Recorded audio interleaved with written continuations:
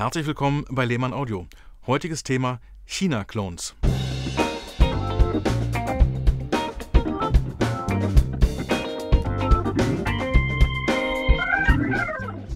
Hallo zusammen, schön, dass ihr alle wieder da seid. Es werden ja inzwischen auf mehreren YouTube-Kanälen China-Clones diskutiert. Und das ist insofern ein heißes Thema, als natürlich speziell der Preis zum Beispiel sehr, sehr besonders ist. Mal ernsthaft, glaubt jemand, in China hat jemand Geld zu verschenken? Hochwertige Technik kostet, auch in China.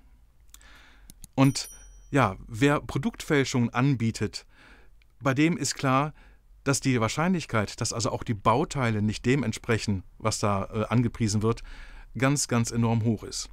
Ja, denn wenn jemand schon sagt, er macht einen Klon basierend auf diesem oder jenem anerkannten Markengerät, was hindert denen dann bitteschön auch die Kondensatoren oder die Widerstände oder Transistoren oder sonstige Halbleiter zu fälschen?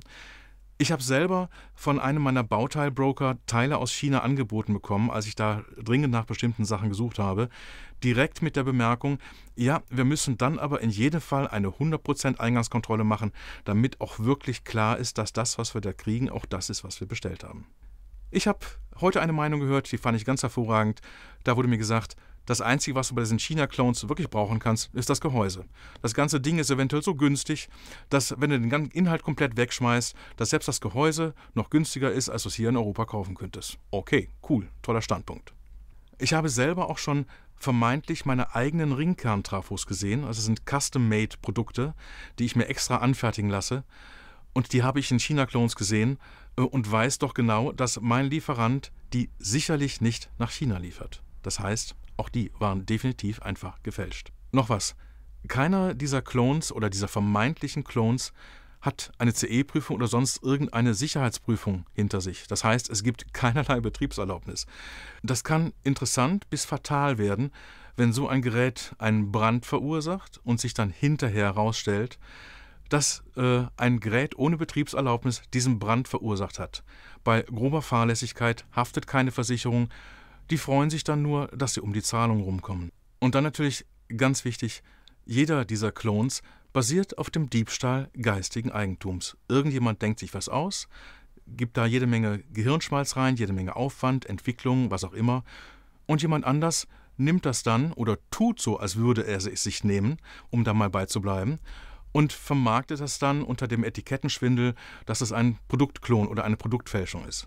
Ich weiß nicht, wie die Befürworter dieser China-Clones sich fühlen würden, wenn sie selber sähen, wie ihre eigene geistige Leistung von jemand anderem nicht nur verwendet, kopiert, sondern auch eben zu Geld gemacht wird, ohne dass sie selber einen Teil davon abbekämen, wenn das dann ihr eigenes Geschäftsmodell in Frage stellen würde. Dazu kommt natürlich eben nochmal der Hinweis, wenn es denn tatsächlich das ist, was da draufsteht, und die Wahrscheinlichkeit ist enorm hoch, dass es genau eben das nicht ist.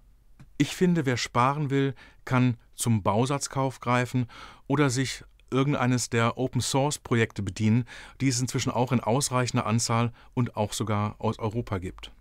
Ich sehe die unverhohlene Anpreisung des Kaufs von vermeintlichen Produktfälschungen als wirklich sehr, sehr, sehr kritisch an. Besonders von Menschen, die ein eigenes Gewerbe betreiben.